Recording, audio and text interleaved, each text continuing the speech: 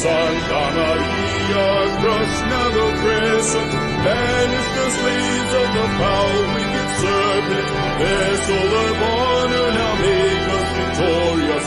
We pledge our arms to your Son, most glorious. Fill us with courage, queen of the ocean. This day by fighting will show our devotion. From port to starboard, let echo these loud words. There can be no paradise for cowards. Is that for Lepanto? Yep. You think we'll get a copyright strike for that? I kept it to 30 seconds, so I hope not. Nice, smart. Yeah, that's our opening video tonight. Yeah, it's funny because all you hear about is October 7th, the horrible anniversary of October 7th. I'm like, I don't know. October 7th is a great anniversary for us. I love today. Mike, man, it's a pleasure to finally meet, man. I've been watching. I caught you first on CMask, obviously, and I thought you were a great addition to that whole roundtable there.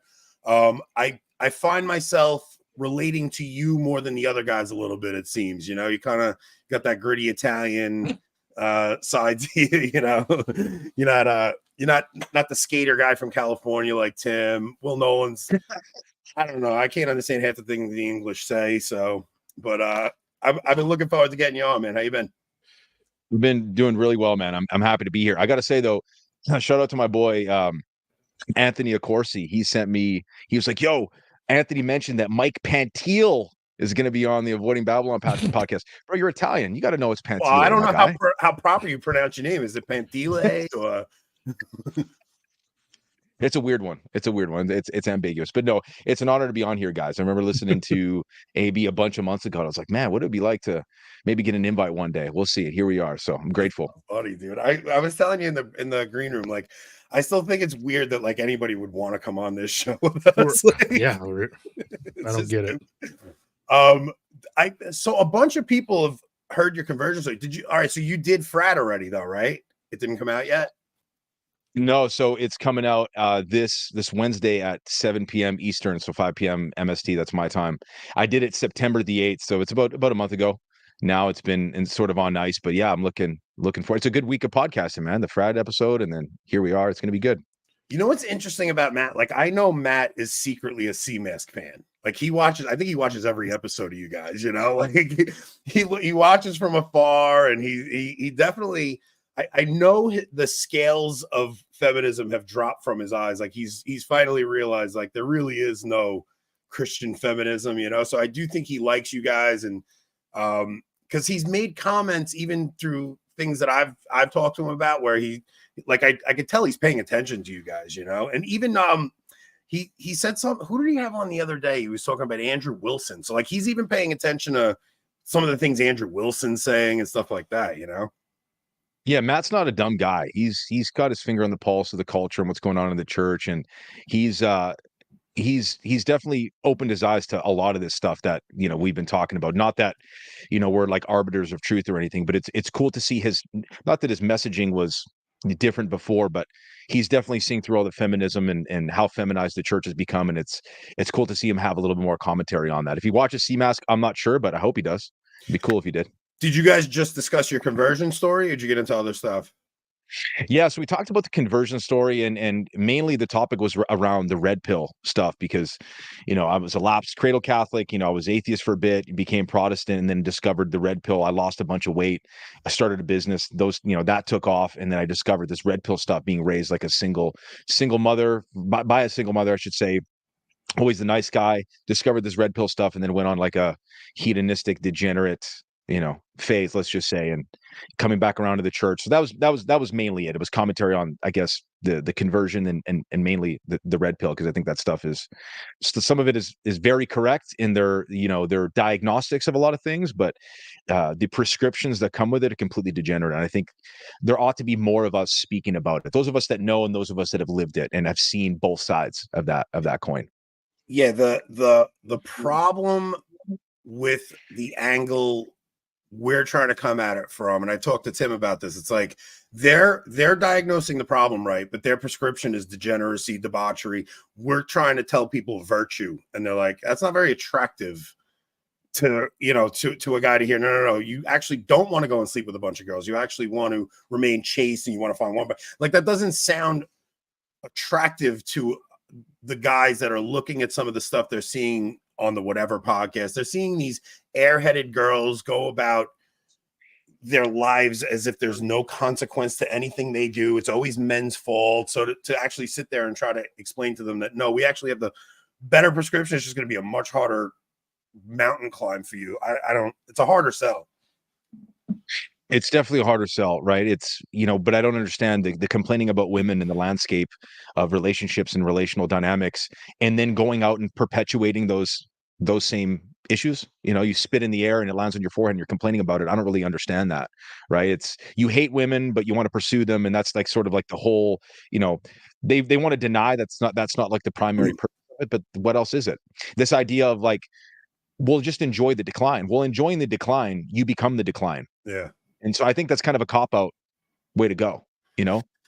Yeah. What, all right. So you went, man, it's hard because I don't want to just do your conversion because I know I don't want to ruin Frad's episode.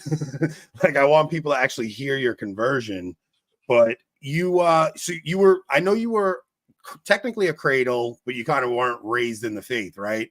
And then you came back in through Protestantism. And then what was it that actually made you start going, okay, wait a minute, I have to think a little bit deeper about Catholicism here? Yeah, like so many of us cradle Catholics, you know, come from an Italian family, got baptized, did my first communion, didn't get confirmed or anything. Just like my family still believes in Jesus, prays the rosary, does the thing. They don't go to mass that often. It's like, it's kind of Catholic in name only type of thing. That's not to dog my family. That's just kind of the reality of this situation. Came out of it, became like an atheist, read all the Hitchens and Dawkins and all that stuff, and then came around finally to like the Bible only non-denominational Protestant Christian, which non-denom is basically just like the biggest denom there is nowadays. What started it all? I remember there was 2 points. There was one, I remember I was at the charismatic church we were going to before, and they were doing the monthly communion. And so, you know, they got the little wafer thing on the top of the little grape juice cup. And I remember looking down at this thing and I felt like this visceral, it was God's grace. Looking back, I'm like, that's God's grace that allowed me to react that way. This visceral feeling of disgust. I said, this is the body and blood of Christ. This is before I even properly understood the Eucharist and transubstantiation and everything. And I said, this can't be it. So that was kind of the first seed that was planted. And I think it was a couple of months later, I woke up and I said, I know I would die for Christ. I know I would die for my belief. I'm absolutely die hard, 10 toes down for the faith. But when I'm met with any kind of argumentation from the Catholic or even Orthodox side, I don't know how to rebut it. Yeah. I had no idea. So I said, okay, well, I ought to know my theological worldview. I understood that like my number one, it was just after I had my second daughter. I said, my goal is I got to guide them to heaven. I'm gonna have to answer how I led them spiritually. So I should probably know. So I went into this sort of like discovery phase, and I went to church history, you know, pre-Reformation, which, you know, it didn't even occur to me at the time. And so there was 2 things. I read St. Ignatius of Antioch, his epistle to the Smyrnians, and the 2 where he was talking about those that deny the Eucharist are heretics, and wherever the bishop is, there's the Catholic Church, in addition to all of his other letters. And I said, what? Like, this guy was around, what, 120 AD or something? Like, you know, that's a long time ago, right? And so I read this and I said, man, okay. And then I prayed the rosary for the first time. I'll never forget sitting in the stairwell, listening to Jonathan Rumi's velvety voice in my ears while praying the rosary for the first time. Hallowed app. Yeah. And that was the 1-2 punch, dude. I woke up the next day. I was like, I think I'm Catholic. I think I want to be Catholic again. And then from there, it was like drinking out of a fire hose. It was Keith Nestor, Scott Hahn, listening to all those podcasts, listening to you guys. And then, you know, that was it, dude. Got confirmed this last May. Even though you weren't catechized growing up, you still had, like, because Rob and I, when we both have very similar things, right? So you went the hardcore atheist route. Like, you went and did the Dawkins and all those guys. Rob and I, both of us had something similar where we just kind of led a hedonistic lifestyle for a period. So I remember, like, my family is very Catholic. I have 8 siblings. My mom was like, my mom prayed the rosary with us growing up. And it's funny because when you're in it, it's kind of like whatever. But when you look back when I look back on my childhood, some of the memories that stick out the most are my mom praying the rosary with me and my little brother up in our bed when we were kids, you know. 100%. So I go through a really like my teen years, man, I was a bad kid, like really bad. I got into drugs and sex and everything. It was just very bad for my teen years. But I never was an atheist. I always believed in God. I just pretended he didn't exist. Mm-hmm. And when I did come back to the faith, I came back in a similar route that you did, where it was listening to Protestant radio. So I came back, my original conversion, I have like a few different conversions because it was kind of like a roller coaster ride. But that first one, I was coming home from AC on a bender, coming home from Atlantic City. I lost a ton of money. I was just in the pits, hungover, driving home, and I heard Protestant radio on the air. And I gave my life to Jesus on my way home from Atlantic City, you know? Still not as bad of a financial decision as buying your boat. No, you're probably right. Yeah, that was probably the worst one. But it was a couple of things that even when I got married, so because I want to get into this with your marriage, because you had a very interesting thing happen when you did come back, because you got married outside the church, didn't you? Yeah, I was completely unaware that those two things weren't the same thing. So yeah, we were civilly married. And then it was no joke, dude. The day after I got confirmed, so it was May 8th, I got confirmed May 7th of this year. It was an Andrew Wilson post. Okay. And in the comments section, somehow they were talking about marriage. And then I came to find out that my marriage is invalid. Like we should not be having sex right now. And I was like, I put my phone down and I said, babe, I woke her up. I said, we're not supposed to be having sex right now. Like what's going on? You have to go get on the couch. Go to the couch now. Pretty much, dude. But listen, it's one thing to save yourself for marriage. It's another thing to have thought you were married, and then you find out your marriage is invalid, right? So now you have this situation pop up, because the same thing happened to my brother. So what I was going to say is I knew enough to get married in the Catholic Church, even though my wife was Lutheran and her parents were insistent we got married in the Lutheran Church. I was like, look, I don't care. I'll let you guys run this whole wedding, but we're getting married in a Catholic church. Like something in me knew I have to be Catholic, you know, and I had to get a dispensation from the bishop. My wife had to agree to raise the kids Catholic. So my marriage was valid, but it was just those seeds from my youth that stuck with me. But my younger brother, Joey, he actually had like a retired Catholic priest come and do an on-site ceremony at the place where he had his wedding. So he thought he was validly married and sacramentally, but it wasn't valid. So when he started digging into it, he winds up talking to a priest about it. The priest is like, you need to be chaste until we like validate your marriage. So my brother had like a month or two period while he was waiting to convalidate? Yeah, convalidate. That's right. Yeah, his marriage convalidated, where him and his wife had to remain separate, you know. So you had a similar situation pop up, right? Yeah, 100%. And I tried to, ignore it. And I was like, okay, I just won't take communion, and we'll see this process out. And there was just this gnawing at my spirit. I was like, I can't. Like, I'm here talking about Catholicism on my social media channels. I'm praying. I'm going to mass fervently. Like I'm on fire with the faith. Like Catholicism really brought my faith to the surface in this way that I can barely even explain to you guys. And this was right around the time we were planning both of my daughter's baptism. I'm on the phone with Tim Gordon. Him and Steph Gordon are the godparents of my youngest, and Will Noland and his wife are the godparents of my oldest, praise God. And Tim was like, listen, dude, I'm going to be the godfather of your youngest daughter. This is something I would tell them, like, don't roll the dice with your salvation. Yeah. And so it was another good buddy of mine too, Chris. He was like, did you guys wait before marriage? I said, no, it was me that not pressured us, but pushed us to have sex before marriage. This is before I really knew.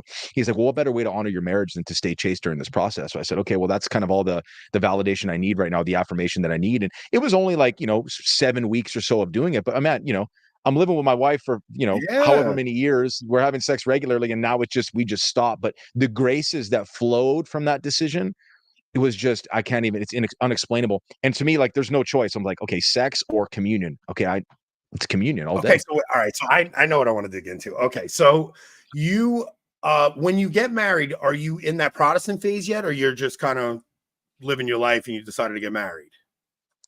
Yeah, so at that point, I kind of come back to the faith 2013, 2014. So I was already a Christian. I believed in Jesus, but I was, I got my whole arm and neck tattooed with all this Catholic imagery on my right side. So, but again, just like you, I was like, yeah, I believe in Jesus, but I'm kind of I'm just ignoring sections of the Bible, right?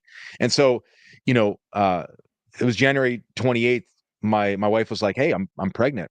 She was my, girlfriend at the time. I said, "Okay, well, we gotta get married." And so that was what spurred the decision to get married. We had a child basically out of wedlock. So a couple of months later, we eloped, and we did it outside at this park that we had, reconnected in. And so, yeah, we're married. You're specifically married, but I had, no clue. I was doing it completely wrong. I was trying to do my best, man. Like, buy a place, buy a car, do the thing, move in together. Let's do the whole thing. But the most important aspect, the spirit, I had no idea what I was Dude, doing. I gotta tell you this. I've told this once before on air. It's been a while since I told it. There's a lot of new listeners. So I had a very similar situation. I got my girlfriend pregnant. We were 22 years old, and I get my girlfriend pregnant. Now my wife. I find out. So my wife finds out she's pregnant. She's just my girlfriend at the time, and I call my brother up, and I'm like, Mike, I got a problem. And me and my brother we have always been best friends. We're like 18 months apart. We're like Irish twins, basically. And I'm like, Nicole's late, and he goes, "You're not gonna believe this." I'm like, "What?" He goes, "Emily's late." Me and my brother had to go together and tell my parents that we knocked our girlfriends up. Okay, so Italian. Well, listen, we go in, and we're like, "Mom, Dad, we got to talk to you guys." And they're like, "What the hell is like? Why do they both have to talk to us together?" So we go in, and we're like, "Oh, we lose Mike." No, he just turned his camera off. I'm still here. I have no idea what happened. As long as you can still hear. So I'm like, "Okay, Mom, Dad, Nicole and Emily are both pregnant." My dad goes, "What, you two assholes plan this?" Like he planned it out, like he couldn't. It was just such a chance thing that had happened. And then we wind up going down the road of, we both got married. Now my brother's marriage was not in the church, and that marriage winds up falling apart. My marriage, I mean, it was the best decision. It was almost like God just put me in. Can you imagine being Anthony's parent? Keith, you have no idea. You have no idea what I put those poor people through. You can't imagine. Yeah, it was just one of those things. But the reason I'm asking is because my wife kind of always respected where I was at and allowed me to be the spiritual leader of the home, even though she wasn't always there with me the whole time. So I'm curious, what was your wife's journey through this whole thing? Through like the conversion, you mean? Like, is she thinking you're nuts at times? Like, is she just kind of trusting you? Oh, dude. Yeah, she absolutely. I mean, she's got so much. She's, the best person that I know. Just bright, positive, happy, trusting, we don't argue on these topics necessarily. The only time we really do argue about it is because, dude, I'm a bit of an asshole and I'm hard to live with. I'm like a 454 big block, just riding real hot all the time, just sitting at idle at, 5,500 RPM. So I'm difficult to live with, but she's always gone with the flow with me, man. Like I've got some crazy ideas, I've been through a lot of phases in the faith, and she's held it down. We've had our squabbles at the beginning, and I want to say it was mainly because I had no idea how to lead. I didn't have my dad there my whole life, so I didn't have a model of what a marriage looked like. I was just like, okay, I'm just going to try my best, and I'm going to probably step all over my dick in the process too. That's just kind of how it went. But the best thing that happened to our marriage by far was becoming Catholic, 1,000%. At first, I was just trying to be that dude that tried to like argue with her, because she was born in Lebanon, and she came from like a Druze family, which is kind of like to put it simply, kind of like a sect of Islam. That's probably overly simplistic, but just a conversation. And, she explored a bunch of different things, Hinduism and New Age. And then she came to Protestantism, to the faith. She had no idea it was Protestantism. She had heard of Catholicism and Orthodoxy, but she had no idea what it was. And she came to that by her own, like before we even met. She was on fire for the faith, dude. When we first met, I was like, man, she's got like notes in her Bible. She's going to church. And so when I woke up and I was like, man, I think I want to be Catholic again. She had no idea what any of that meant. She sees the statues of Mary. She sees the rosary. She sees all these things that are completely alien, because the imagery of Protestantism is no imagery, right? Mm-hmm. It's none. It's strobe lights and like Jesus is my boyfriend music. Dude, but even to that point, right? We're in a culture where imagery, like you're being bombarded with filthy imagery constantly, right? Like the idea of sacred imagery is so important in this particular time. But I can imagine your wife dude, their mind just goes to idolatry right away. Like that's what they think it is. And some of the weirdest things about Catholicism are my favorite. They're like the macabre stuff that we have in our religion. If you, to an outsider looking in, that stuff is so weird and strange. But once you actually understand, like, why do we have relics? Oh, because in the early church, these relics actually chased away pagan gods. Like the pagan gods would actually leave an area because we had the relics of a saint there, you know? So she's trusting you through this, but she's with caution, I would imagine, right? Yeah, with caution. It was like drinking out of a fire hose, right? I'm like talking to her about church history and St. Thomas Aquinas and St. Augustine. And, you know, she doesn't want to hear of St. Cyril of Jerusalem, at least not at this stage. You know what I mean? She's like, I have no idea what this means. And I just made her feel stupid. That's all that happened. And that was my bad. I made her feel really stupid. So I said, okay, I want to bring her. Well, it's the Holy Spirit that converts. It's not us. We don't do that forcefully. Historically, Christians have never done that forcefully, at least not to my knowledge. So I found a parish that had a good family community. It's a Novus Ordo, whatever. You know, when she's come with me to the TLM, she'll veil. She'll be super respectful. But even then, you go there and you have no idea what Catholicism is. You go to the TLM, you're just like, whoa, like what is all this? So we find this Novus Ordo parish. I start sending her podcasts that I think would connect with her. And again, you know, not to, you know, name drop, but Dr. Scott Hahn and Keith Nestor. Hahn, Father Mike Schmitz. This is who you gotta give your wife at first. You don't give your wife Taylor Marshall. You give your wife baby steps. You don't give her Anthony Abate. Right. No, definitely don't give her our show. She'd still be Protestant. Yeah. But yeah, it was those guys and listening to their conversion stories and how they're all just on fire for it because they got that Protestant zeal that you just don't see from a lot of Catholics. That's just like on fire for the faith. And you know, we slowly were, you know, I was talking to her about Mary and I was getting her these different books and kind of gently putting it all, you know, her way. And I would only have the conversation when she would bring it up. So I just let it marinate. I dip in, talk about it, dip out. But the greatest apologetics that I shared with her was her seeing my change. Catholicism helped me quit a multi-year drinking habit. Oh, there you go, Keith. Keith's in the chat. That's dope. That's so awesome. But she saw me quit drinking. And dude, I struggled with this for years, man. Yeah, for years. And it was Catholicism. It was the rosary. It was, you know, penance. And that's what allowed me to give it up. She saw me get more patient and graceful and become a better father and husband. She saw me just on fire. That's what really moved her heart. And, you know, since then, you know, like I said, I got confirmed. Our 2 daughters got baptized. We got our marriage convalidated. And it was, man, yesterday she did her 2nd class of OCIA. So God willing, she'll be, you know, brought into the church in as of Easter next year, God willing. Dude, it's such an interesting topic because I'm telling you, I try to argue my wife into the church. You cannot argue someone into the church, like unless especially the difference in men and women, right? Men are like, we need to know why this is, and we need to have logical reasoning for every single step of the way here.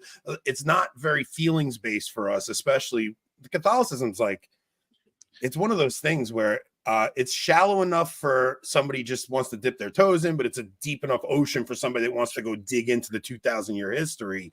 But men and women are very different, right? So I tried arguing my wife into the church.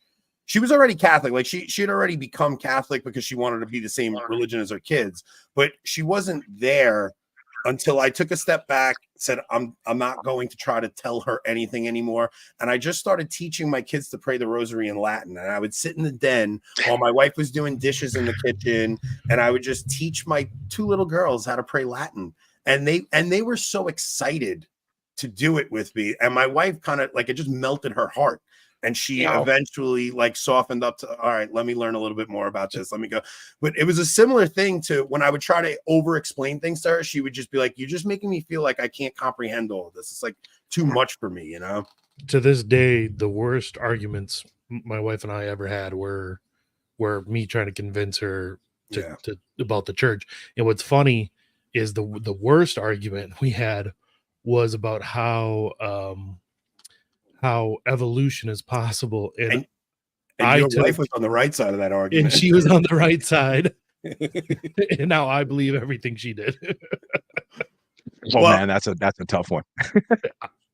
Well, the thing is, okay, so Tim and I have had a disagreement about this because, because of my own experience with that, where I just I kind of had to back off and leave it, just kind of live out my faith, let my wife witness it, and then she came around to it.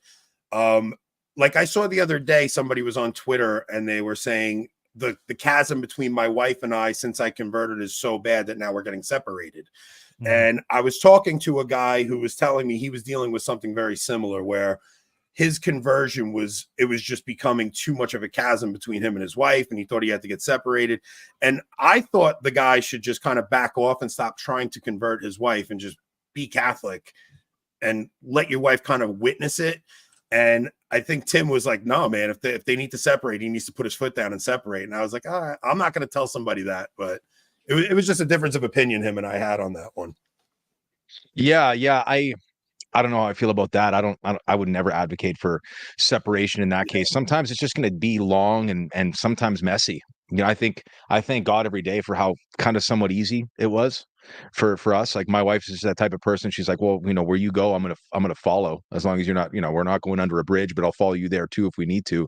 And so there was immense amount of trust, and she already had her faith was established. But you know, there's some guys that I coach that are like, man, it's been X amount of time and my wife still hasn't come around. It said, well, that's the cross you have to bear. That's part of your sanctification process, right? That's part of your slow martyrdom, marriage of slow martyrdom. I can't remember who said that. That was like a Byzantinian thing that somebody told me on X. I was like, that's so based. That's so true. My wife said something to me the other day. She was like, what the hell did she say to me? She goes, oh, I know you're getting me to heaven, Anthony. You are my cross. Don't worry. I know. But she said it like so funny. I just started laughing at her. But what has been your, all right, so what year did you actually get confirmed? This year, bro. Wow. Okay. So you kind of, man. All right. So at least you were past the COVID era. Because I know like our friend Nick came in during COVID. Joshua Charles converted during COVID. So these guys, like, they become Catholic and then the sacraments get taken away. And that's got to be I don't know how the heck you deal with something like that. But what has been your approach to handling the landscape that is Catholicism with the messiness of the church? I inadvertently took a medieval approach. I just didn't really care about what was going on at the Vatican. Yeah. I just didn't care. I never, honestly, God bless Pope Francis. We should all pray for him, whether we agree with him or not. I never thought about him once. Yeah. I never thought about the Cardinals once. I never thought about the St. Gallen Mafia once. I never thought about, you know, how, you know, from the exterior, it looks really bad, because I knew the teachings were true based off of all the research that I did and the prayers. And I think what was, you know, God, I think, was communicating with me. I said, well, and this is one of the things too that converted me was it's patriarchy, right? God's the ultimate patriarch. On earth, there's this visible patriarchy, and that's the seed of Peter. He can bring all the brothers to the table together, and maybe there's some squabbling, but that's kind of one of the reasons I didn't go to Orthodoxy. I said, I don't really understand this, but there's this visible patriarch here, and he doesn't have to be this like impeccable person. Yeah. So I didn't really think about it. I didn't really think about the state of the church. I took this medieval approach where I ignored it. I pretended it didn't exist, and I just took the faith of myself and my family seriously, and tried to get involved in the community here. That was pretty much it. It was Eric Ibarra did something really good, and he said the Catholic Church has a skin problem, but the internal organs are intact, and that's kind of how I feel about the church. Yeah, there was something that clicked for me. Sean's going to get on my case because he always makes fun of me when I go on when I go on this road, but there was something that clicked in my head when I realized it was seeing, okay, if God created us in his image, and that image is a father, like if God is a father and I'm created in his image, like the burden of I will be judged one day based upon what kind of husband and father I am, it just weighed so heavily upon me that it changed the way I did everything in my home. It changed the way I had conversations with my kids. It changed the way I talked to my wife and treated my wife. It literally saved my marriage and my home just because of that impression of realizing, wait, I'm actually, like, I am the symbol of God the Father in my home. It's such a heavy weight. Like, I don't think most men really appreciate the amount of authority God imbues on his sons. that we actually have this immense authority, and that authority is not something you lord over. That is such an incredible responsibility, that everything you do is actually an image of what God the Father is. So you could either destroy your children or you can raise them up. You can either lead your wife to hell or you're going to lead her to heaven based upon that. That was part of the weight that converted me, man. That really was. I said, how am I guiding these people? My dad wasn't there to guide me. My grandfather was a great example, but he's a immigrant Italian. He could only do so well with the tools that he was given. And so for me now, the greatest things to witness, like just before I came on here, man, my wife set up this beautiful home altar, close to our living room. And my 3-year-old daughter, Amadea, knelt before it and said the Our Father. She did the sign of the cross, and she said the Our Father. And like, I just want to fall over and just freaking melts your give heart. Thanks to God. Man, it's just, we were playing the rosary together, and she's mouthing like the Apostles' Creed, and she'll say, it's just. Yeah, they get the words wrong, right? The funniest thing is there would be nights where like it was getting late and you put your kids to bed. And so like there'd be nights where you just do an Our Father. You do the sign of the cross, the Our Father, maybe 3 Hail Marys, and then you put it to bed. And they're begging to do the rosary because they don't want to go to bed. Like, no, Yeah. Dad, can we do the rosary tonight? Because all they want is to sit up with their dad. Like they don't care what they're doing. They just want to be around their dad. So if that means you're praying the rosary or you're reading them a saint story, like the years you guys are in when they're little like that are the most formative years, and they still look up to you like you are a god to them, So it's such a fun time when they're little like that. They're like little sponges. Yeah, so when they come out and she's saying something like that, it blows my mind every time. Yeah, for her, it's not just the rosary, it's pray one more time, pray one more time, and I'll say another Hail Mary, my wife will say another Hail Mary, and it's over and over and over and over again. I said, okay, I'm irritated, I'm exhausted, but this is part of my cross too. I'll pray with you until I fall asleep. That's that's part of it, man. There's nothing greater than that. How have you done with like the people in your regular life like that? Like, so I had 2 guys. It was so funny. I had 2 guys come up to me today at work, and both of them could not wait to talk to me and tell me that they're going to church again.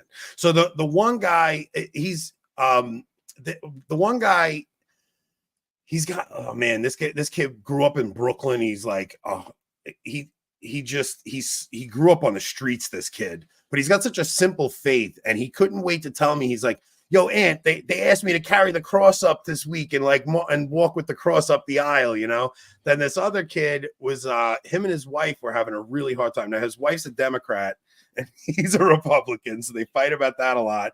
But they were on the verge of divorce at one point, and I was talking to them. They're really a uniparty. It doesn't matter. Essentially, yeah. But I kept talking to him about. I was like, why don't you just take your family to church on Sundays and see how that changed? And today was the first time he was on my crew in a long time, and he couldn't wait to tell me that he's been going to mass every week. And he saw my mom at mass. He's like, "Aunt, I saw your mom at mass. I've been going back to mass." He's like, I'm like, well, what's going on with your marriage? He's like, since we started going back, he's like, I can't even tell you how much it's improved, So have you had any success dealing with just people in your regular life since you converted, which is having conversations with people? Yeah, there's been instances of that for sure. I mean, I moved to this city a couple of years ago. We built a home here, getting closer to my wife's family, so she could get help raising the kids. So I don't have as like deep of a social circle here. This is not where I grew up. And to be honest, man, I'm a recluse. I work from home. I like to stay home. My gym's in my basement. I don't leave. Yeah. But there's been a couple of instances. There's just one guy that, I was been a personal trainer for years. I owned a gym for almost 10 years. I sold a couple of months ago. And there was this one kid a couple of years ago. His name is Danny. He's still a guy that's a really good friend of mine. I still train with him every Saturday. And he was like this degenerate, smoking weed all the time, fornicating, watching pornography, whatever. And we've been, training together for a couple of years. We're becoming really close friends. And his conversion story, and he'll always say, and this is glory to God, not to me, but he'll always point to me. He says, "You were the guy that brought me back to the faith." And now he's just like this on fire Catholic. His family are these Hispanic Catholics that are just like, they're over the moon, overjoyed over his son. So I've experienced this, and I've had the favor of working with a lot of men. It's what I do online, is coaching guys in their marriage or overcoming lust and navigating courtship in a way that's anti-red pill. And a lot of these guys come in not knowing a lot about their faith. Maybe they're Protestants, maybe they're lukewarm Catholics, and then them just going to mass and experiencing the sacraments and really understanding church history has brought their faith alive. And there's nothing to me more edifying than that. Glory to God. It's crazy to hear that. It never gets old. What's funny is through like my Protestant phase, I say positive. I just wasn't like back at mass yet and stuff. But I remember my faith being like a roller coaster. It was like I gave my life to Jesus 20 times because like I kept falling into mortal sin. And I didn't know enough that I had to go to confession, and I didn't know. But since coming back to the sacraments, it stabilized that faith in a way where even early on when I would slip up on occasion and stuff, just getting back to confession and just getting myself back into that stable environment of the sacraments. People don't, I really don't think if you're a Catholic that's been going to this, you don't know how valuable and detrimental they are to your faith unless you stop going to them, which you would never encourage anybody to do. But having the sacraments completely stabilizes your faith and keeps you on that path, even if you have a couple of slip ups here and there. Yeah, I haven't experienced that just yet. I just know I feel a ping in my spirit when it's been too long since confession. And I mean just like 2 or 3 weeks. And not that I'm in sort of, a state of mortal sin. I'm really like, I'm almost scrupulous about that stuff. But there's certainly, Father Ripperger says it best, sin makes you stupid. And even this, just the accumulation of these little venial sins, you start to give yourself more rope, and you give yourself enough rope, you're going to hang yourself, and you're going to be in you'll commit mortal sin. It's just a matter of time. So it's being really disciplined in that way, and really being attentive to that, to your sin, and going to mass and taking the Eucharist that's the greatest part about being Catholic by far. What do you think? Because the show was geared towards just looking at some of the mess that we've been seeing in, like, not to even get on the hierarchy, but I think the church's biggest mistake that they've made since the council is just how they've dropped the ball with young men. Like all this talk about bringing women deacons and all this different stuff, just everything is just becoming so feminized in the church, and everything's to accommodate women and make women bigger part of the structures and this and that. And it's left men feeling like they don't belong in this church. It's made it so that the Muslims seem to be calling men to a higher call than the Catholics do.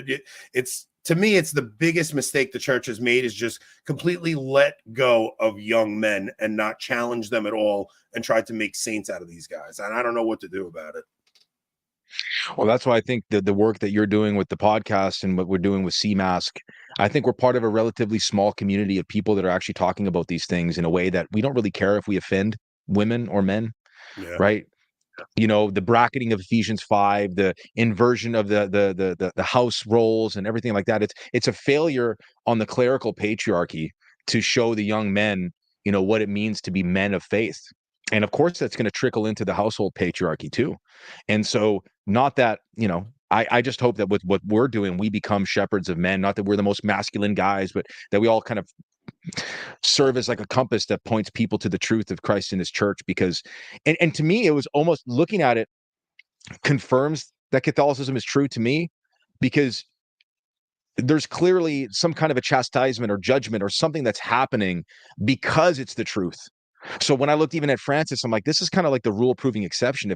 If the church can't just completely flop on its head with Francis, or, with any of the amount of, good popes, anti-popes, bad popes that we've had before, it's obviously true. I don't know what the solution is besides us leading our households, those of us that have boys or girls, raising them up in an orderly way where they see what it's like to have a husband or a father that's the head of the home, and then us also going online and sharing this with the masses. I think that's part of our calling, because I don't think that's going to happen in the clergy. Yeah, I don't think this is something that we're even going to win this generation. I think you're right. If we could get a generation of men, because I'm telling you, I grew up in the heart of the JP2 era, right? So it was largely women who were leading households. It was something about the boomer generation where they kind of just chucked off the responsibility of religion to their wives. Now, somebody said to me that's a very Italian thing too, and I didn't know that it was Italian specific, just because that's what I grew up in. But it just seemed like my dad was such a good male role model in teaching us to provide for our families. And like, you get up for work, you don't complain, you go do what you got to do. You make sure your wife can stay home, all the like typical male roles, except religion. He just wasn't a good priest. He didn't know how to talk to us once we became teenagers. Even my sisters, like I think because he had a rough situation growing up, like he always had a hard time just being affectionate with my sisters and stuff like that. And I don't know if that's a generational thing, but I don't know if I overcompensate with my kids, but like I'm so intricately involved in every little thing my kids do. Like I have friends that homeschooled their kids, and then they just kind of assume that their kids pick this stuff up, and they don't always, and especially girls. Like I could tell you that when I was in my 20s or teens, like if your homeschooled daughter was around me, I would have convinced her. Like fathers need to be very involved in their daughters' lives. They can't just let their daughters date whoever they want and just assume they're going to do the right thing. Like it's very important that fathers are talking to their daughters about sex. It's a hard thing to do, but you have to. It's like, well, have you heard the Talk in Generations by Father Ripperger? I have, yeah. But remind so me. Like he said, like our parents, the boomers, their parents, the issue they had with their parents, so our parents, grandparents, was communication. The silent generation raised our grandparents well, but didn't communicate well with them, and because of that, then they didn't communicate well with our parents. So I think that's probably what you're seeing with your dad. Yeah, they also there was some like Father Ripperger also said because the silent generation, or was it the silent generation was World War II, or was that that would have been right there before the boomers? Yeah, or the greatest generation, silent generation, greatest generation. Yeah, because they suffered the tragedy of that war and suffered so much, they wanted to do everything possible to make sure the next generation didn't suffer. So they were almost too easy on that next generation, which would have been the boomers, and then the boomers just passed that on to Gen X, and then Gen X. Like we're at a point where I think if we don't try to do a reversal on some of these mistakes, I mean, you see how freaking bad some of the Zoomers can get. They're like, you have these helicopter parents who won't let their kids cross the street, but yet they'll let their kids go get a freaking sex change, or let them have access online. The unfettered access online is so dangerous. Yeah, I mean, my daughters are. I mean, I have a 3-year-old, almost 3-year-old this Friday, and a 1-year-old. So we're you're ways off, baby stage. But these are the things that are in the back of my mind, right? Because I can't just shelter them. We're going to homeschool them. That's absolutely something that we're doing. We're raising them up in the church and all that stuff. But there's going to come a point where it's going to be my job. That's why, not to glorify what I've done before, but being a guy that was that guy that knew how to convince the homeschool girl or whatever, like you become a silver tongue, right? It's our job to teach them those, hey, these are what the boys are going to try to, use on you. This is what you're going to experience, and you're going to want to do it. But here's why you should not. And, just teaching them about their dignity and how, their body doesn't belong to them and all that beautiful stuff. It's not trying to be the domineering parent that just shuts the door on them. It's like, actually, let's have a place where we can have these conversations so they always feel safe coming to dad. Yeah. We're seeing the fallout of the absconding father is what we're seeing. Yeah, from every facet of society, from the church to secular society to everything. It's I think even especially like Christian parents and Catholic parents talking with their kids, they will say like sex is the line you don't cross, but there's something about even any kind of intimacy, and it's something you really don't realize in our sex saturated culture, that any kind of intimacy, and I'm not, I understand like you could go overboard with like, oh, you can't hold hands and stuff, but that's not what I mean. There's intimacy for spouses is such a unique thing, and it's such a holy thing that because like our generation is just bombarded with sexual imagery in everywhere they look, on billboards, on their computers, everywhere. I think you could get desensitized to it, even as a husband and wife, to not realize how sacred that space is for you and your spouse, to just have the bedroom as the sanctuary. It's Anthony's about to go Christopher West. Did you I did, yes. Is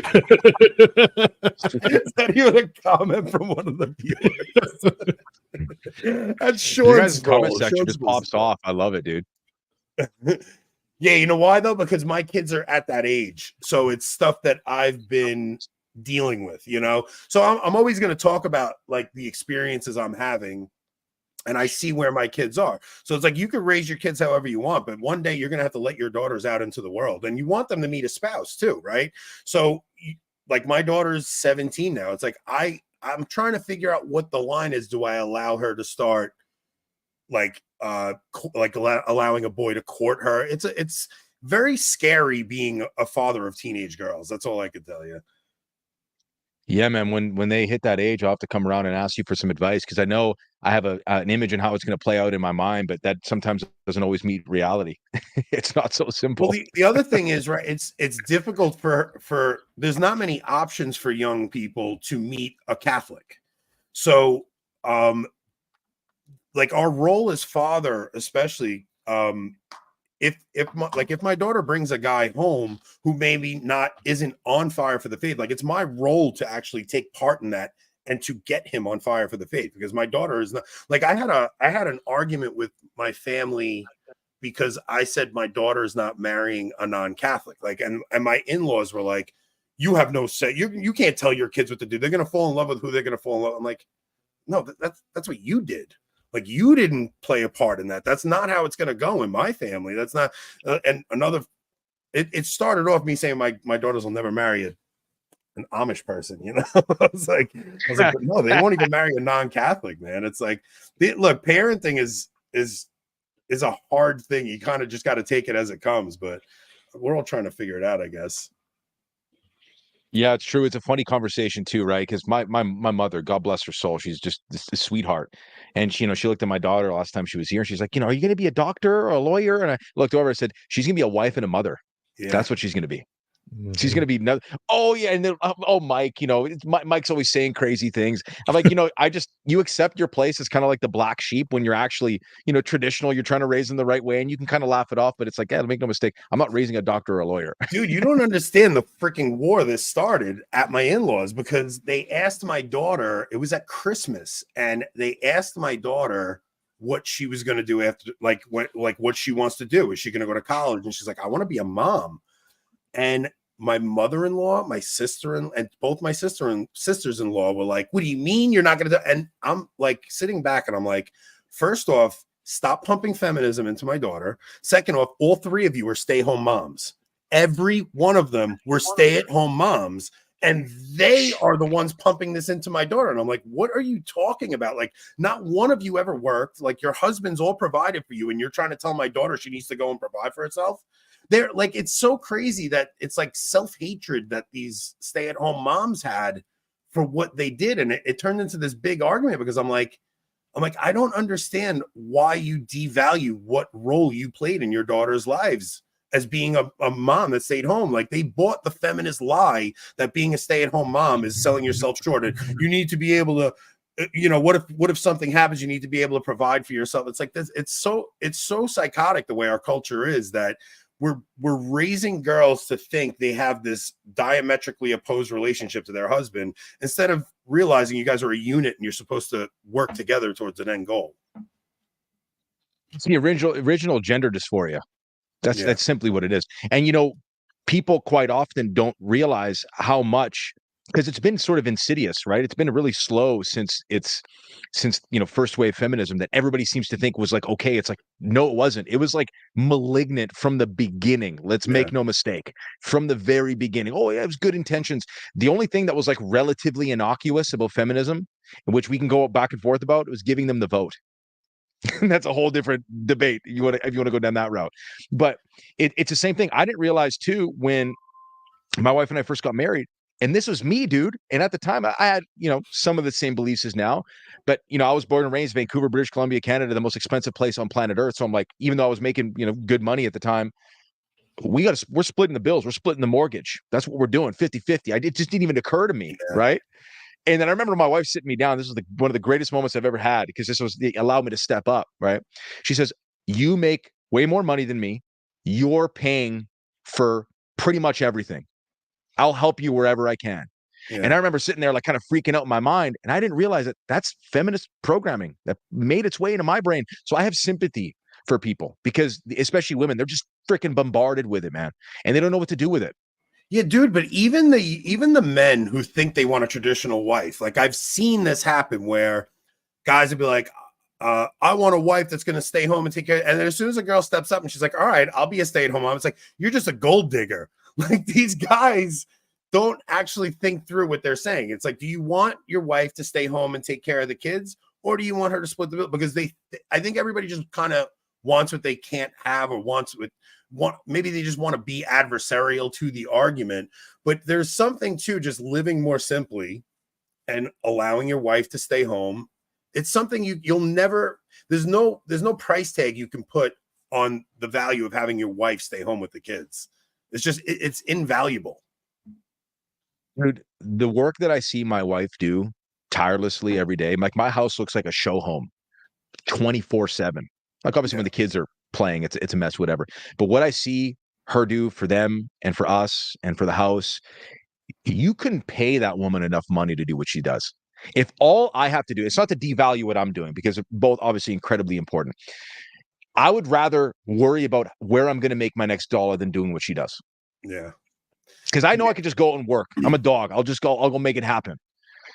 But there's not a price tag you can put on it. You get to work from home, which is a big plus, right? Because I remember, especially when the kids get to that like when they're 1 and 3, it's not too bad. But when you'll see when your kids are like 7, 5, and 4, and they're fighting constantly, and then my wife would call me at work and be like, they're driving me nuts. And then I come home and she wanted me to like discipline them. And I'm like, I see them for 2 hours a day. Like, I'm not going to come home and be the tyrant when I see them for 2 hours a day. It's a delicate situation when they start getting a little more rambunctious. But yeah, no, look, women don't have it easy. Their job is 24/7.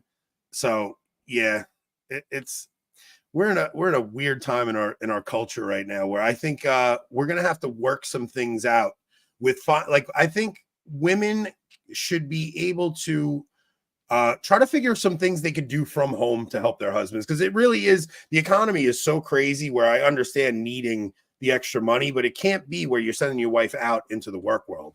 Like, if you really think about why there are so many affairs and why there are so many divorces, 90% of them are because men and women are in the same working environment. They're putting temptation in their faces, and that breaks families apart. It's everywhere.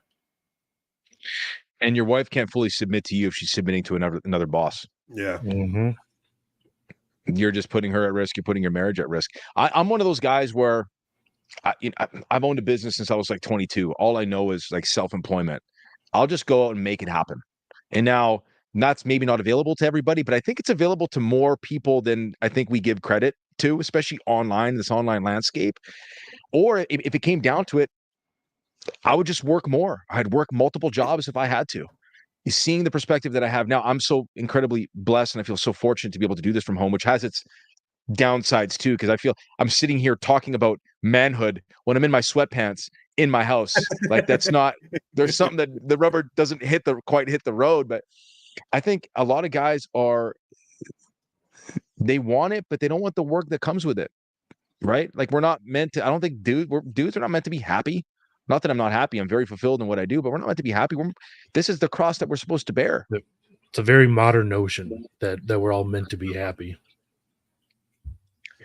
And those people they've got the Netflix subscriptions, they're going out to eat, and they complain that they got no money, and they're working a job that they hate. It's like, you could change your circumstance. You really actually could. You could if you really wanted to, but it's like, you don't want to give up the luxuries, dude. Like, throughout my 20s, dude, I ate crap. Okay, through my 20s, I worked like I was gonna go broke tomorrow, and I spent like I was broke already. That's what set up a foundation for me as a platform to then, purchase a home and do these things for my family. These guys, especially in their 20s, they have no foresight. I'm lucky that my no taught me that. What are you doing with your online community now? So like, what is you have a community that you help men, right? What do you guys actually do there? Yeah, so I coach one-to-one. So guys that are looking to lead in their marriages better, overcome lust, temptation, pornography, stuff like that, get in better shape. And then on the community side, it's called the Catholic Masculinity Project. So we have the free group So anybody can enroll in that. We have 2 meetings monthly where we just kind of, meet up and chop it up and do a kind of a Q&A. But then we have the Catholic Masculinity Project Inner Circle, where we have guest speakers. We just had Elliot Hulse on. We had Tim Gordon on. That's also where I want both of you guys to come on and guest speak to the dudes as well. We've got course material on fitness and nutrition, bulking and losing weight, courtship, overcoming lust and pornography. You're assigned an accountability partner. It's in depth, and that's the paid side. And so it's a place that Brian Farringer and I, like my partner in this, we selfishly wanted to create it for ourselves because, man, the Protestants have brotherhood and fellowship locked down. When I remember going to my parish and the Knights of Columbus, they're like, "Hey, you want to come for our pancake breakfast?" And I'm like, "These guys they're older than me by like probably 50 years. No offense to them. Like, where is a place, whether it's online or in person, for like young men or men that are married that are 30s, 40s, 50s, whatever, to come and break bread with other men and become more virtuous men?" And that's why we created it. And so that's what we're doing. We started it about a month and a half ago, and it's already been going incredibly well. Have you guys had any in-person meetups or anything, or is it mostly just? It's all online for now, but we are toying with the idea. Second quarter, we're going to be going down to Wisconsin. One of my good friends, guy in the group as well, he just opened up this Catholic-based gym, Active Virtue Athletics in Wisconsin, and so we're thinking about that as a venue. We're looking at a couple places we could stay, and that's going to be our first live event. So we're looking to do 2 or 3 of these per year, maybe get some speakers out, but yeah. All right, we're going to be doing something after Easter next year. If you could come down you're definitely invited to it. My uncle has he's got a place up in like Eastern PA. It's like a 7,000 square foot house. Every bedroom's a master bedroom and stuff. But we did it last year. We had a really good time. We had daily mass there, and we kind of like made a retreat of it. We did like a 4-day thing. So we'll have you come to that. Oh, please, for sure. Yeah, it's a fun time to just like the in-person stuff is something Rob and I tried to do every year. This is the first year we didn't do it, and it's just because I had so many freaking vacations booked from the CIC conference, and I got to go away with Patrick Coffin in December, so we kind of pushed it off this year. But I think the in-person stuff, like, it's going to be really vital because we're all stuck on our freaking phones all the time with the digital world. Yeah. That like having an actual parish community, like you were saying, like, yeah, you're at a Novus Ordo, but if you have more of a community at that Novus Ordo, I understand why guys would rather go to that than just go and look for a traditional mass, but you don't have anybody to talk to when you go.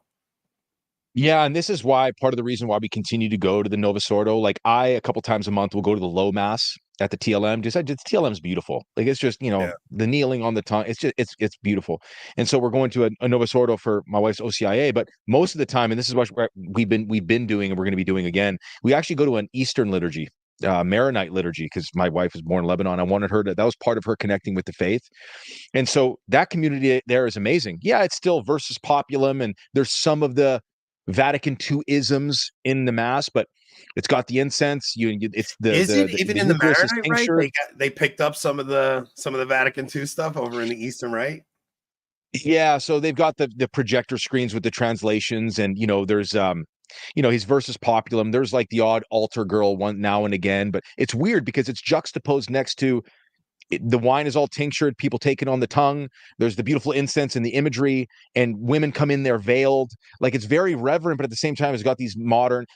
I've just kind of learned to brush them aside, because if I'm just continuously church shopping to find this particular aesthetic that connects with me, it's like, it might be a controversial opinion, but the Novus Ordo and the Latin Mass are both going to save your soul. So this is, to me, was like a really good mixture between the two. Yeah, I don't think you're going to be asked which form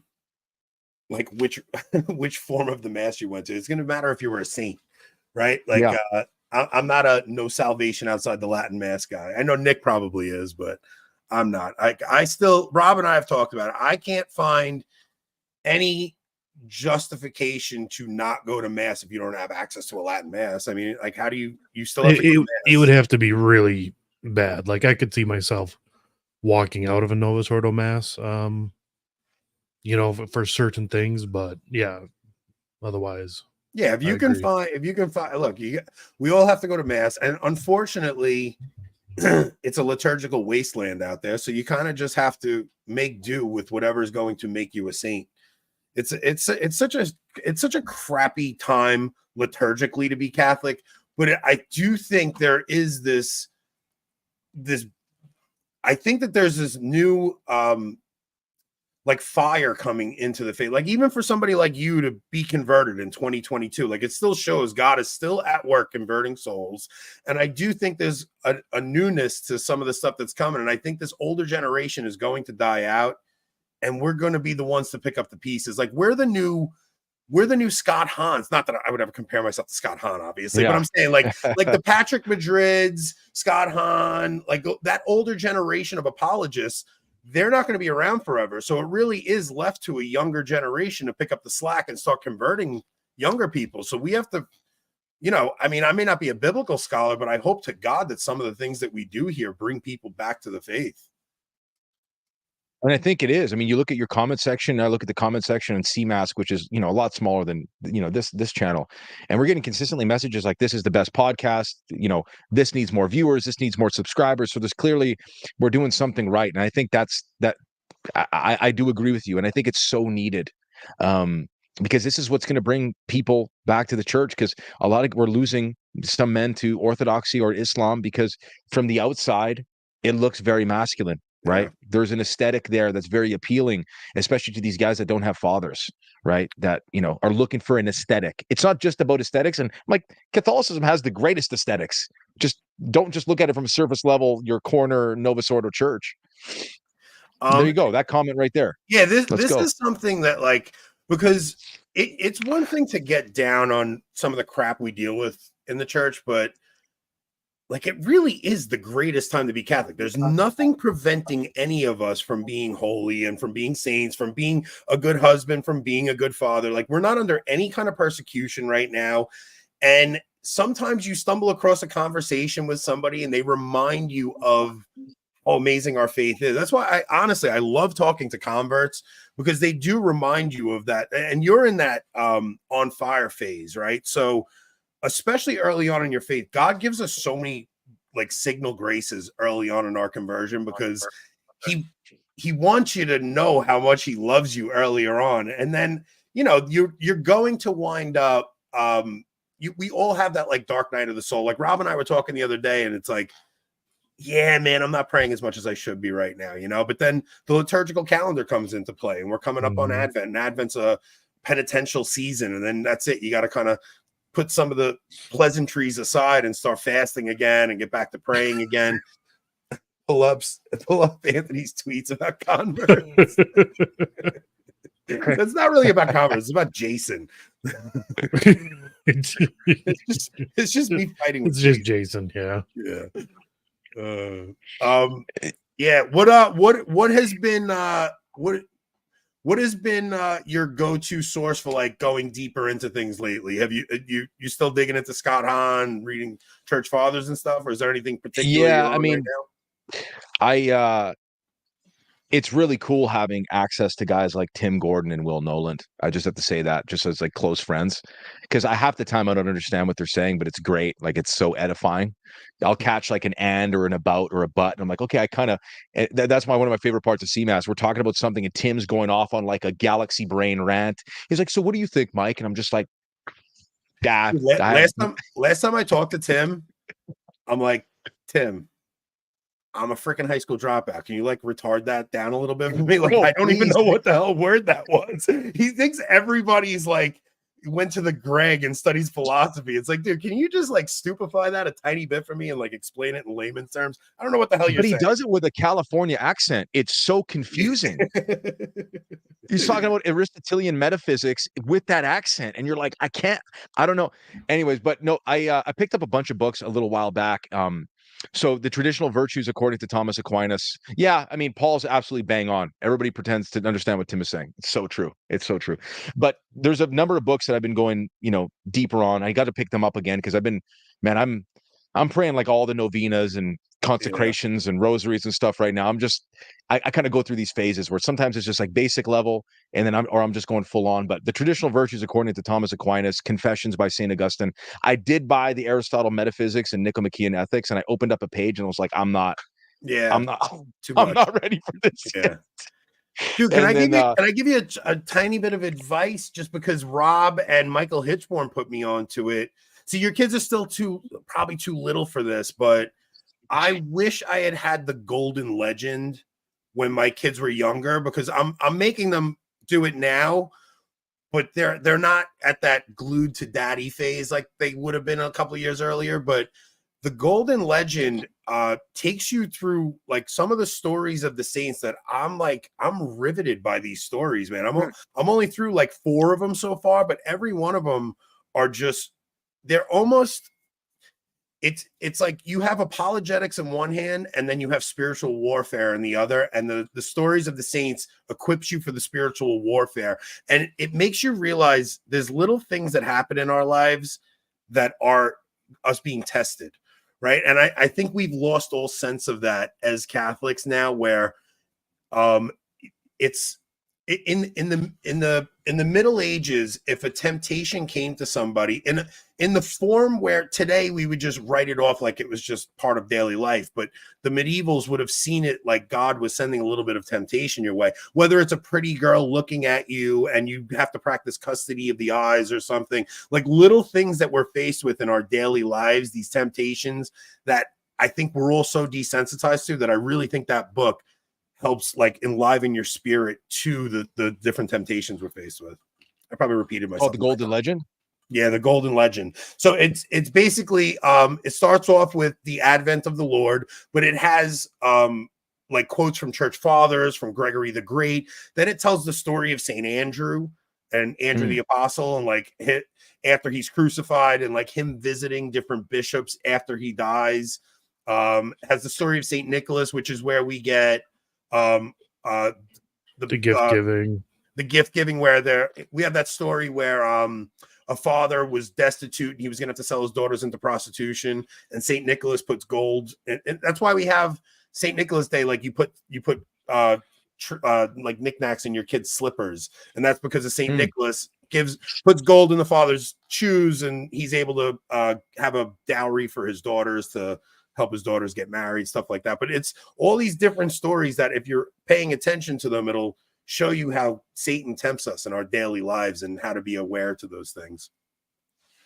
I appreciate the recommendation. Right now, it's just real basic level stuff with them and just getting them used to the rosary. And I think the imagery, the sights, and the sounds of just going to mass and just hearing the repetitious prayers, really planting the seeds. But I have a feeling stuff like that's really going to come around when they're older. Yeah, when they get a little older. I think this year would be good to do the Jesse tree for Advent. So the Jesse tree, you do a little bit of prayer each day, and they make ornaments, and they put the ornaments on the tree, and it builds up to Advent. And there's so many different like little things that we do as Catholics that if you really embrace them, like you realize what the church was doing throughout the entire creation of the West, like all these little things that built culture that eventually turned into the Spanish people with the freaking KKK hoods and stuff. You know what I mean? But like it starts as these little traditions that you do, and then eventually it turns into this big grand penitential service where you're carrying crucifixes and people are wearing hoods on them, and it really is amazing, our faith. I know what I'm getting you for Christmas. Yeah. That'll go over well in New York. I'll just start marching around my block with that hood on, carrying a crucifix. Spanish penitential robe. Yeah, there's that one tweet that went viral, and the comments were just going absolutely crazy. And all the Catholics were like, "This is really cool. I don't know what you guys are freaking out about." Well, because the thing is, even the Protestants steal our imagery, right? So what you had is the clans stealing Catholic imagery.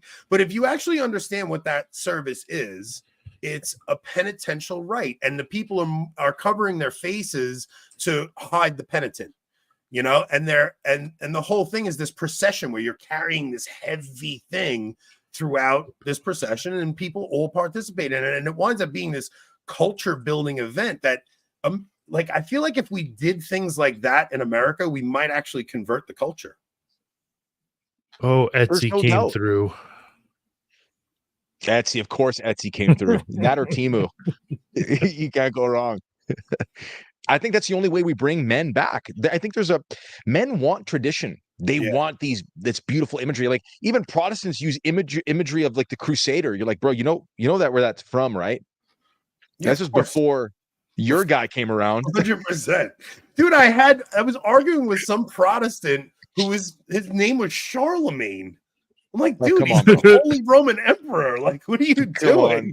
You have Charlemagne as your PFP and you're arguing with a Catholic. Like, do you have any concept of what was going on in history? No, but dude, you're kind of like Father Mayara at Holy Innocents in Manhattan does Eucharistic processions through New York City.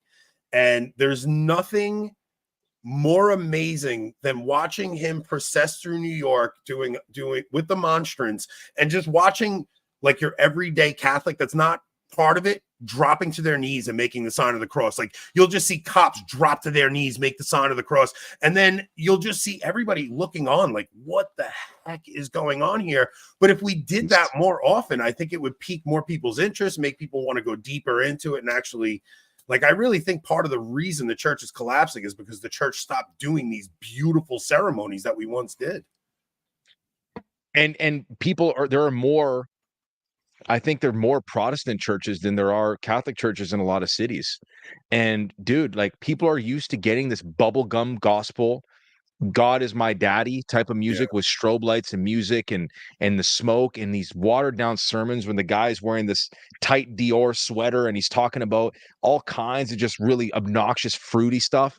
The average construction worker dude or the manly dude coming off the street that, okay, this Jesus guy, I finally want to look into this Jesus guy. He doesn't know where to go. He walks into like the normal KFC strip mall church. Yeah. You think that guy's going to go back? But the same thing can be said about like the kind of the average Novus Ordo. Is that edifying for a man to see that? To go in and say like, yeah, this is masculine? Because I think you mentioned that tweet by Chase Sovereign Bra.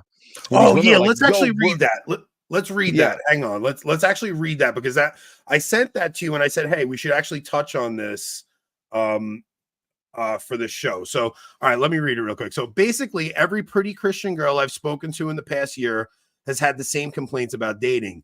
They want to be wives, but the single men at their churches aren't particularly masculine, and guys never ask them out. They all say this. It's the same story every time. Further, I know a lot of tough masculine men that would ask these women out in a heartbeat. Few of them have a desire to go to church, not because they don't care about going to church. They want to go to church, but feel repulsed by the general effeminacy of the experience when they go. They aren't into the singing, the obvious effeminacy and weakness of the preaching, etc. They're interested in hard-hitting, uncompromising biblical truths, not an experience that feels like it's tailored towards women. The fact that these churches are completely failing to attract masculine men tells me something is deeply wrong with the church in America and it needs to be fixed. Now, this is not, so he's coming at it from a Protestant point of view, but I've talked to Tim about this. It's not like, look, I do think the traditional mass is way more attractive to men.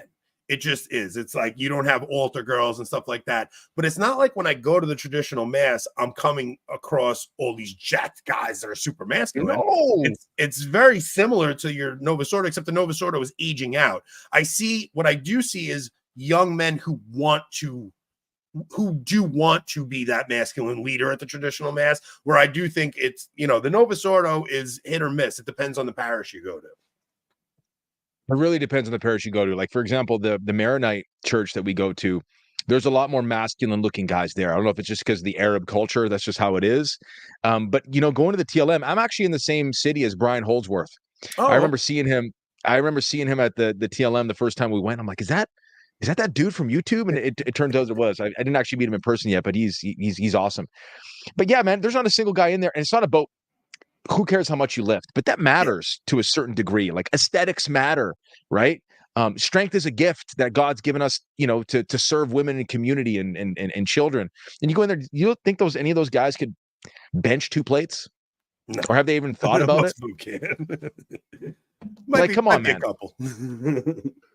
And I understand because it's that kind of stuff is U-shaped, right? You start it to combat effeminacy because I've been there. I was over 300 pounds. I lost like 125 pounds. I became the dude that was in shape and it made me effeminate. So I use it as like an antidote to effeminacy. And then I became so obsessed with it, it made me effeminate. Of course, these things have to be well ordered.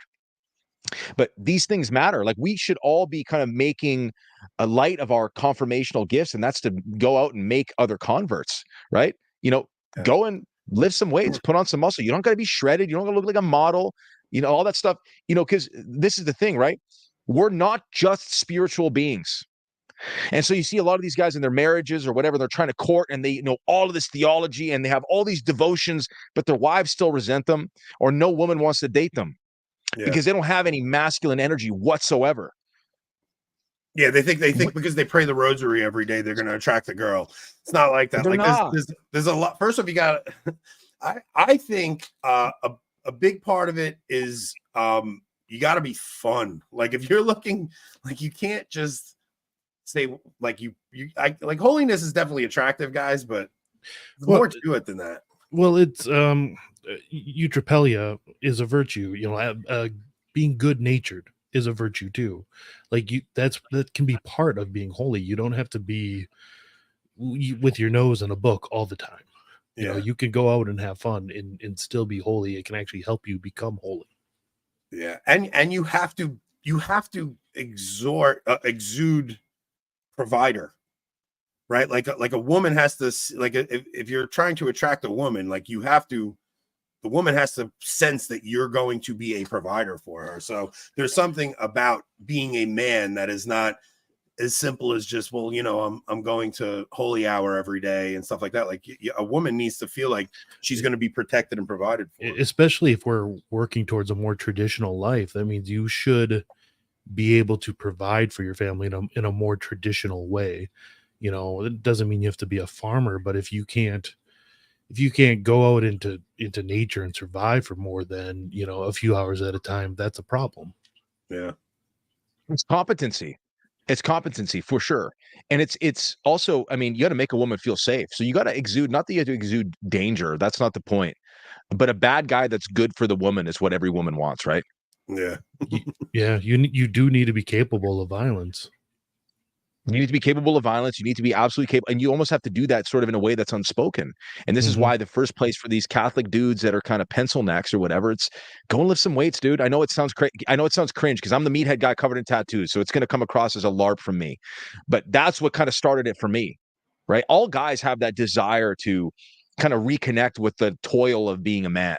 And I think part of that is, whether it's the gym or going to, a mixed martial arts dojo and learning how to fight, learning how to defend yourself, you're going to exude a different kind of confidence if you go from deadlifting 225 to 400.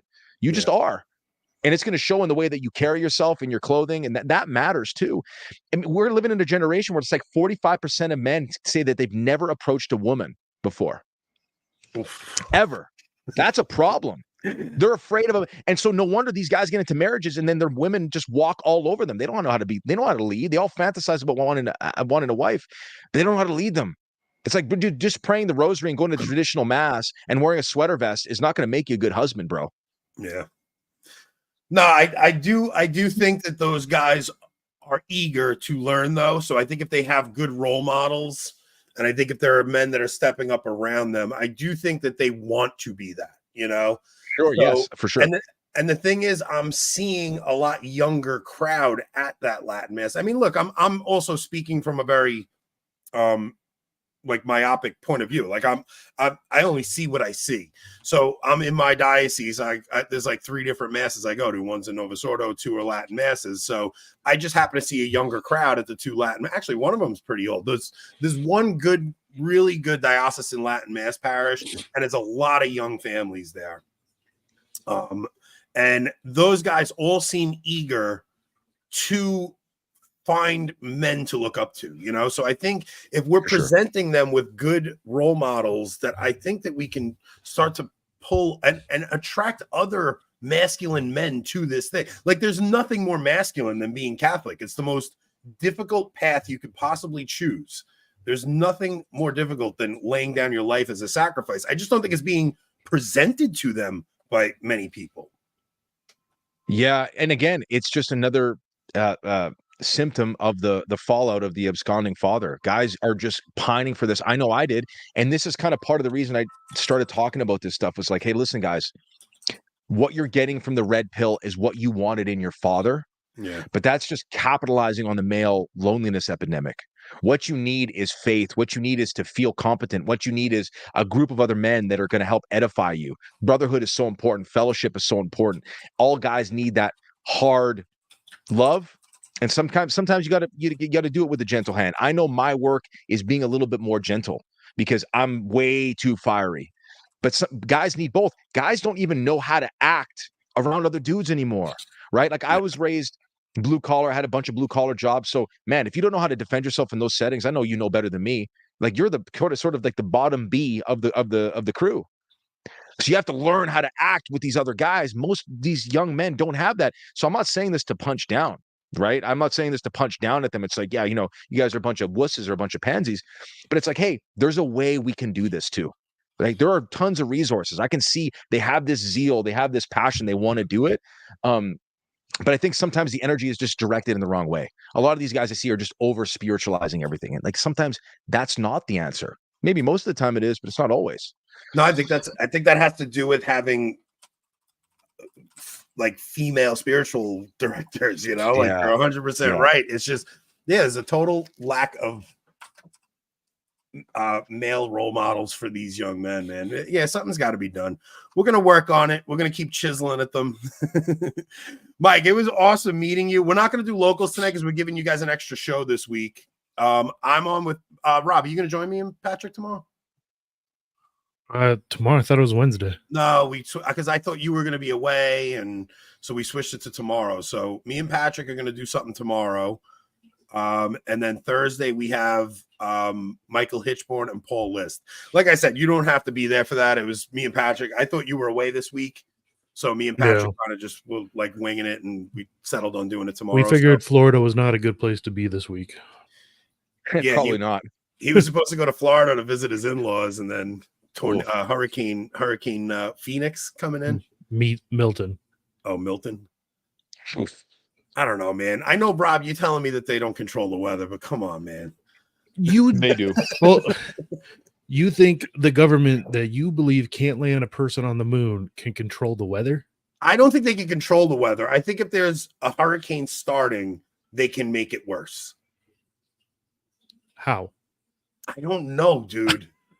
These guys worship demons, bro. You don't think they can summon some freaking pagan god and make that hurricane crazier? Okay, I could see that. Yes. All right, that's it. I won the argument. Oh, Mike, where can people find you? How can they support you? How can we help promote your work? For sure, man. I appreciate it. So you can find me on Instagram and X, Twitter, whatever.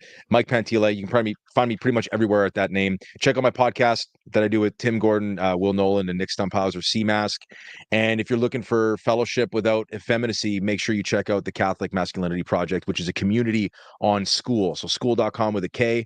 There's the free group, the Masculinity Project, and there's the Inner Circle where we go a lot more in depth with the guys. So that's where you can find me. But to Anthony and Rob, it was really a pleasure, man. I really thank you for having me on. It was a blessing. Awesome. Yeah, if I can get a Friday off, I'm going to jump on C-Mask with you guys. The only one I haven't met is Will. I've hung with Nick and Tim regularly, but I got to have Nick on the show with us once. I still haven't met Will Nolan yet, but yeah, if I get a Friday off, I'll jump on with you guys. You have to, man. You have to. That'll be an awesome show. Yeah, and you have to come in and speak in our Inner Circle too, both of you guys. That'd be so cool. All right, we'll set that up afterward. Yeah. And I'll see you guys tomorrow, maybe with or without Rob. I don't know yet. So me and Patrick Coffin will be on tomorrow. We'll see you guys then. God bless you, dudes.